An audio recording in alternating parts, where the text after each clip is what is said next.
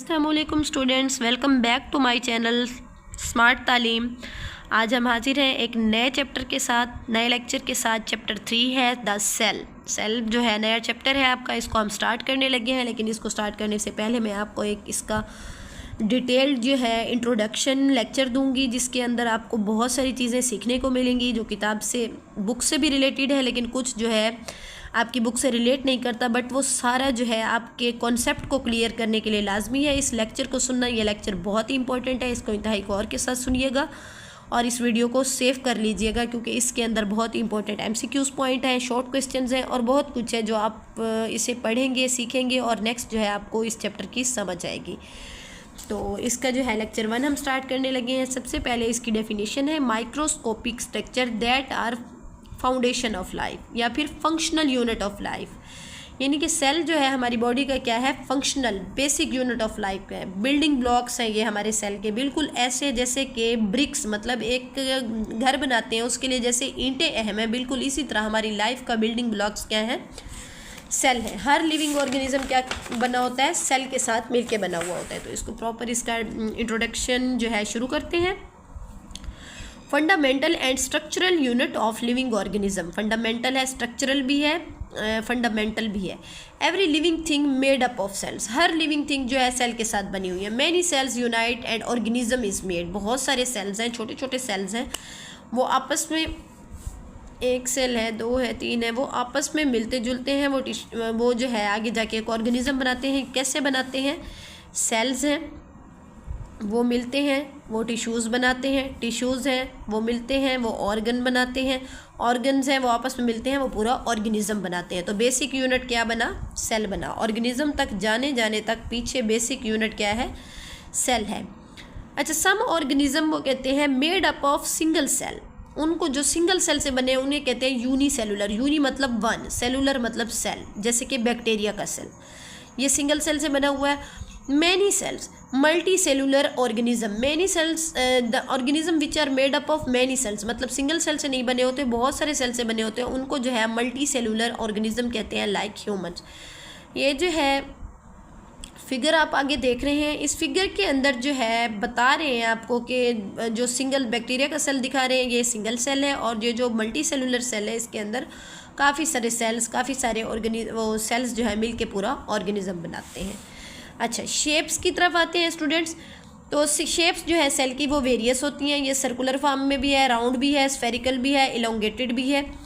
Just a room is shaped by its wall, a cell is shaped by its membrane. जैसे कि एक कमरा है, उसकी जो शक्ल है, उसकी जो भी शेप है, उसकी दीवारों की वजह से है। मतलब जिस तरह की दीवारें होती हैं वैसा ही कमरा हमें नज़र आता है। मतलब अगर दीवारें हमने इस सर्कल फॉर्म में बनाई हैं तो वो, हमने स्क्वायर फॉर्म में बनाई है तो रूम की शेप स्क्वायर है, लेकिन अगर हमने उनको रेक्टेंगल शेप दी है तो रूम की शेप रेक्टेंगल बन गई है। बिल्कुल इसी तरह जो सेल की शेप है वो उसकी डिसाइड करती है सेल मेम्ब्रेन। जैसी सेल मेम्ब्रेन होगी उसकी आउटर साइड पे, वैसा ही जो है सेल आपको नज़र आएगा। तो ये आगे फिगर है, इस फिगर के अंदर आप देखेंगे कि आपको यहाँ पे डिफरेंट किस्म के सेल्स नज़र आ रहे हैं। नर्व सेल्स हैं, रेड ब्लड सेल्स हैं, इन सब की अपनी अपनी शेप है, तो सबकी शेप जो है डिफरेंट है। अच्छा स्टूडेंट, नेक्स्ट जो है talking about shapes of the cell, unicellular amoeba has no shape, its has irregular shape. Means कि अगर हम सेल की शेप्स के बारे में बात करें तो कुछ सेल ऐसे हैं जिनकी कोई शेप नहीं होती, वो इरेगुलर होती है, वो हर वक्त अपनी शेप को चेंज करते रहते हैं। अब ये जो मैंने शेप बनाई है, ये ज़रूरी नहीं है कि हर टाइम इसकी शेप ये हो। बाज़ दफ़ा ऑब्ज़र्व करने में आएगी वो शेप ऐसे कर लेता है, बाज़ दफ़ा वो अपनी शेप्स इस तरह कर लेता है, बाज़ दफ़ा वो अपनी शेप इस तरह कर लेता है जैसे ये, मतलब वो हर टाइम अपनी शेप को चेंज कर रहा है। While in multi cellular cells has different shapes, ठीक है। यूनिसेलुलर में भी शेप्स हैं, बट जो है अमेबा जो है इसकी कोई शेप नहीं है, लेकिन जो मल्टी सेलुलर है उनकी डिफरेंट शेप्स हैं। नर्व सेल आ गया, RBCs आ गया, ये पीछे भी आपको इसकी डायग्राम दिखा दी गई है कि किस तरह से जो है इनकी डिफरेंट शेप्स हैं। अच्छा, फिर हम इनके साइज़ पे आ जाते हैं। बेटा ये जो है इंट्रोडक्टरी लेक्चर है, ये सारी बातें याद रखने वाली हैं। Cells are very tiny in size, not visible to eye, we use microscope so that we can view the size of a cell. मतलब कि सेल हमारी टीनी, इतने टीनी ऑर्गेनिजम्स हैं, इतने टीनी इन साइज़ है, इतने छोटे हैं जो हमें आँख से नज़र नहीं आते। उसके लिए हम एक माइक्रोस्कोप यूज़ करते हैं। What is a microscope? It is an instrument that magnified and enlarge the cell. ऐसा इंस्ट्रूमेंट है जो सेल को जो है हमें बड़ा करके दिखाता है। स्मॉलेस्ट सेल जो है वो है 0.1 to 0.5 माइक्रोमीटर, जो कि बैक्टीरिया का सेल है। इसके अलावा जो लार्जेस्ट सेल है वो हमारे पास 133 मिलीमीटर का है, जो कि एक एन ऑस्ट्रिच कहते हैं शुतुरमुर्ग को। ये आगे आपको फिगर के अंदर दिखाया जा रहा है कि यहाँ पे जो है सबसे बड़ा सेल ऑस्ट्रिच का है और जो स्मॉलेस्ट सेल है वो हमारे पास बैक्टीरिया का सेल है, जो कि बेटा वैसे तो वायरसेस जो है बैक्टीरिया से भी स्मॉल होते हैं, बट क्योंकि हम पिछले लेक्चर में डिस्कस कर चुके हैं कि वायरस जो है इसको किसी भी किंगडम सिस्टम में नहीं रखा गया, क्योंकि उसके अंदर कोई सेल ही नहीं है, कोई सेल ही ऑब्जर्व नहीं किया, कोई ऑर्गेनेली ही नहीं है, तो उसका साइज़ भले छोटा है बट सबसे छोटा सेल बैक्टीरिया के अंदर पाया जाता है, क्योंकि वायरस के अंदर कोई सेल नहीं है। तो फिगर में आप देखें इसको। अच्छा, size of cell doesn't depend upon organism size of a nerve cell same in elephant and rat. अच्छा, इस बात को समझिएगा कि जो साइज़ है सेल का वो ऑर्गेनिज्म की साइज़ के ऊपर डिपेंड नहीं करता। मतलब एक एलिफेंट है और एक रैट है, नर्व सेल एलिफेंट के अंदर भी वही साइज़ का होगा, रैट के अंदर भी उसी साइज़ का होगा।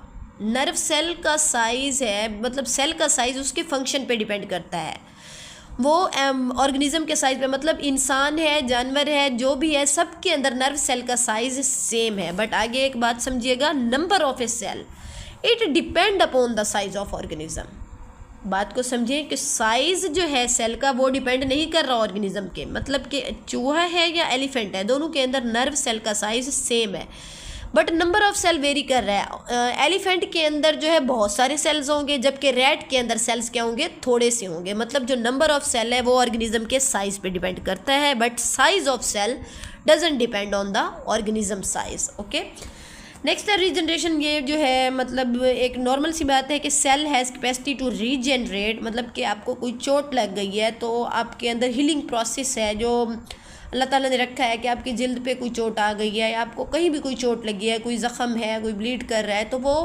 With the passage of time 1 दिन बाद, 2 दिन बाद, 3 दिन बाद हील कर जाता है। वहाँ पे आपकी स्किन बिल्कुल ठीक हो जाती है। क्यों हो जाती है? क्योंकि सेल के अंदर बहुत अच्छी प्रॉपर्टी है हीलिंग की, रीजनरेशन की। अगर ये प्रॉपर्टी ना होती तो जो आपको ज़ख़म लगता वो वैसे का वैसे रहता, वहाँ पे नया सेल कभी आता ही ना। नया सेल आता है जिसकी वजह से आप इजीली जो है हील कर जाते हैं। कंपोजिशन क्या है? Cell composed of many components तो नहीं, खैर 3 जो मेन कंपोनेंट्स हैं, सेल मेम्ब्रेन, साइटोप्लाज्म, न्यूक्लियस। हर सेल के अंदर न्यूक्लियस होगा, हर सेल के अंदर साइटोप्लाज्म होगा और हर सेल की सेल मेम्ब्रेन है। ये जो सेल वॉल है ये एक एक्स्ट्रा है, ये भी सेल का कंपोनेंट है, लेकिन ये किसी सेल के अंदर है, किसी के अंदर नहीं है। लाइक जो एनिमल सेल है उसके अंदर सेल वॉल जो है नहीं है, जबकि प्लांट सेल के अंदर है। तो आगे जो है ये फिगर है आपको दिखा रहे हैं। इस फिगर के अंदर जो है सेल के सारे कंपोनेंट्स आप देख सकते हैं, आपको डिटेल में दिखाए गए हैं। न्यूक्लियस भी है, साइटोप्लाज्म भी है, सेल मेम्ब्रेन भी है।